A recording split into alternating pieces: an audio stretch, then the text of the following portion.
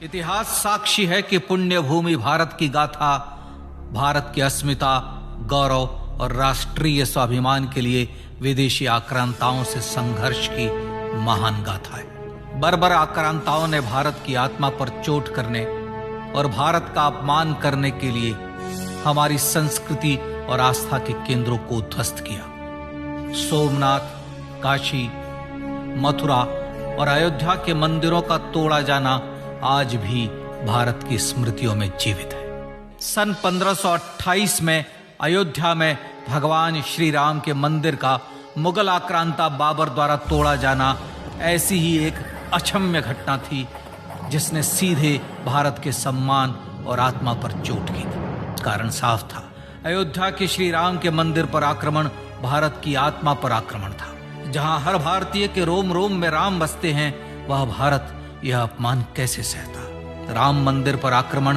भारत को आहत कर गया था। विदेशी हमलावर अपनी बर्बरता दिखाते गए और भारत अपने आत्मगौरव को फिर से पाने के लिए संघर्ष करता रहा।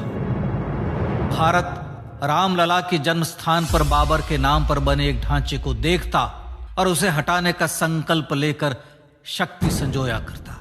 हिंदू समाज आत्मसम्मान के रण में डटा रहा और लगातार हमलावरों द्वारा बनाए गए बाबरी ढांचे को हटाने के लिए लड़ता रहा। सरयू कई बार रक्त से लाल हुई। कभी स्थानीय शासकों ने तो कभी साधु संतों और राम भक्तों ने राम जन्मभूमि की मुक्ति के लिए अपने प्राणों की आहुति दी। 15 अगस्त 1947 को देश की आजादी के साथ सैकड़ों सालों से चले आ रहे इस संघर्ष में नई ऊर्जा और एक नया मोड़ आया। अचानक 23 दिसंबर 1949 को बाबरी ढांचे में श्री राम लला प्रकट हुए। हजारों राम भक्त दर्शन के लिए उमड़ पड़े। तत्कालीन प्रधानमंत्री पंडित जवाहरलाल नेहरू ने उत्तर प्रदेश सरकार को श्री राम लला को विवादित ढांचे से हटाने का आदेश दिया। उत्तर प्रदेश सरकार ने अयोध्या के कलेक्टर को यह काम दिया और यह निर्देश भी कि जरूरत पड़ने पर वे बल का प्रयोग भी करें। अयोध्या के कलेक्टर ने सरकार को उत्तर दिया कि यह नरसंहार के बिना संभव नहीं है और फिर भी वह ऐसा चाहती है तो किसी दूसरे कलेक्टर से यह काम करवा ले। परिणाम स्वरूप रामलला की मूर्ति वहीं विराजमान रही। विवादित ढांचे को बंद कर दिया गया। केवल पुजारी को सेवा अर्चना के लिए भीतर जाने की अनुमति थी। फिर भी राम भक्त विवादित ढांचे के बाहर से प्रभु श्री राम की आराधना करते रहे। भारत के हिंदू समाज के लिए चुनौतियां और बढ़ गई। मामला अदालत में गया। विपक्षी दलों द्वारा अदालत में भगवान श्री राम के अस्तित्व पर सवाल उठाए गए। उनके अयोध्या में ही जन्म लेने का प्रमाण मांगा गया। भारत का जनमानस अब आहत हो उठा था। आजाद भारत में भी हिंदू समाज को अपनी आस्था और श्रद्धा के लिए संघर्ष करना पड़ रहा था। चुनौतियों के इस समय में सन 1984 में विज्ञान भवन दिल्ली में विश्व हिंदू परिषद ने धर्म संसद का आयोजन किया। इस संसद में देश भर के संतों ने राम जन्मभूमि की मुक्ति के लिए आह्वान किया और राम जन्मभूमि मुक्ति यज्ञ समिति का गठन किया। धर्म संसद ने राम जन्मभूमि की मुक्ति और वहां भगवान श्री राम के भव्य मंदिर बनाने के भारत के जनमानस के संकल्प को फिर से दोहराया। विश्व हिंदू परिषद के नेतृत्व में मंदिर निर्माण के लिए पूरे देश में अभूतपूर्व आंदोलन की शुरुआत हुई। सन 1989 में विश्व हिंदू परिषद द्वारा गांव-गांव से रामशिला पूजन करके अयोध्या भेजी गई। 2,75,000 गांवों से रामशिलाएं अयोध्या पहुंची। भव्य राम मंदिर के शिलान्यास का निर्णय हुआ। पूज्य संत महात्माओं और हिंदू समाज के अन्य प्रमुख नेताओं के निर्णय के अनुसार अनुसूचित जाति के प्रमुख नेता श्री कामेश्वर चौपाल ने 9 नवंबर 1989 को मंदिर निर्माण का पहला पत्थर रखा।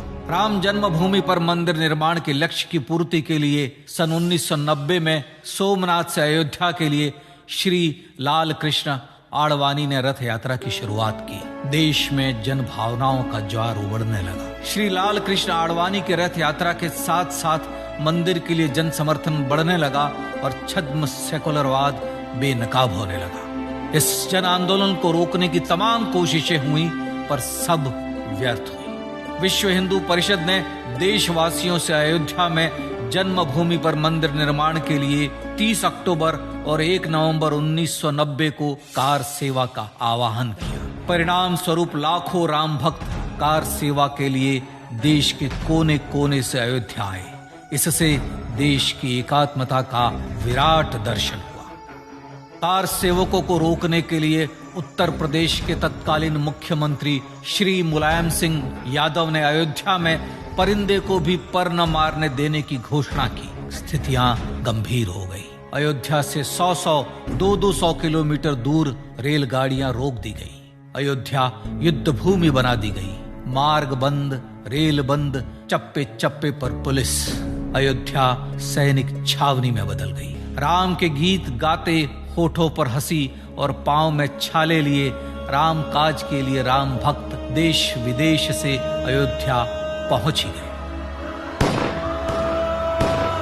कार सेवकों पर गोलियां चली। अनेक कार सेवक शहीद हुए। आजाद भारत में जन्मभूमि पर राम मंदिर के लिए कार सेवकों ने फिर एक बार अपना बलिदान दिया, पर कार सेवकों ने विवादित ढांचे पर भगवा ठहरा ही दिया और इस तरह कार सेवा सफल हुई। श्री राम जन्मभूमि आंदोलन ने भारत की सुप्त आत्मा को झकझोर कर जगा दिया था। विश्व हिंदू परिषद ने फिर एक बार 6 दिसंबर 1992 को कार सेवा का आह्वान किया। राम भक्तों को कार सेवा करने देने के लिए अदालत में प्रार्थना की गई, पर अदालत ने कोई निर्णय नहीं दिया। परिणाम स्वरूप बौद्ध, जैन, सिख, स्वामीनारायण संप्रदाय, गायत्री परिवार, हर पंथ मत विचार के हिंदू एकत्र हो गए। छूत अछूत का भेद मिटा, जाति की पहचान मिटी। हम सब हिंदू, हम सब सिंधु बन गए।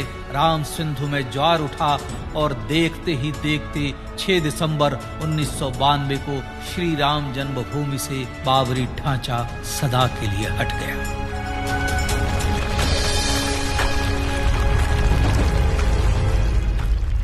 यह क्षण शौर्य, न्याय और सत्यमेव जयते का क्षण था। यह तो धर्मस्ततो जय का क्षण था। पर संघर्ष की गाथा यहां जाकर भी नहीं रुकी। छद्म सेकुलरवादियों द्वारा भारत और भगवान श्री राम के इतिहास को झुठलाने के लिए अदालतों में चुनौतियों का सिलसिला चलता रहा, जो 1950 से चल रहा था। पर सत्य को तो जीतना ही था। आखिरकार देश के सर्वोच्च न्यायालय के 5 जजों की खंडपीठ ने 9 नवंबर 2019 को ऐतिहासिक निर्णय दिया और यह कहा कि अयोध्या जन्मभूमि परिसर की पूरी 67 एकड़ भूमि रामलला की, और न्यायालय ने भारत सरकार को जन्मभूमि पर मंदिर बनाने के लिए एक ट्रस्ट बनाने का आदेश दिया। सर्वोच्च न्यायालय के आदेश के अनुसार भारत सरकार ने 5 फरवरी 2020 को श्री राम जन्मभूमि तीर्थ क्षेत्र नाम के ट्रस्ट का गठन किया और राम जन्मभूमि न्यास की भूमि जो सरकार द्वारा अधिग्रहित की गई थी, उसे ही नवनिर्मित न्यास को वापस दे दिया गया। 5 अगस्त 2020 को भारत के प्रधानमंत्री श्री नरेंद्र मोदी ने श्री राम जन्मभूमि तीर्थ क्षेत्र के अध्यक्ष पूज्य महंत नृत्य गोपाल दास, राष्ट्रीय स्वयंसेवक संघ के पूज्य सरसंघ चालक डॉक्टर मोहन भागवत एवं उत्तर प्रदेश के मुख्यमंत्री श्री योगी आदित्यनाथ की उपस्थिति में श्री राम जन्मभूमि पर भगवान श्री राम के भव्य मंदिर के लिए भूमि पूजन कर निर्माण कार्य का शुभारंभ किया। इस तरह लगभग 500 वर्षों से राम जन्मभूमि की मुक्ति के संघर्ष का पटाक्षेप हुआ।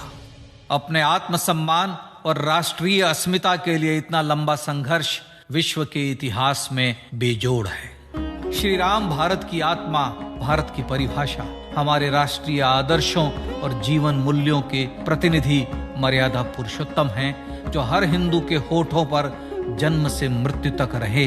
बस यही हर हृदय में प्रार्थना होती है। राम भारतीय राष्ट्रीय स्वाभिमान और आसेतु हिमालय से समुद्र पर्यंत तक जन जन को एकात्मता के बंधन में बांधने वाले रक्षा सूत्र हैं।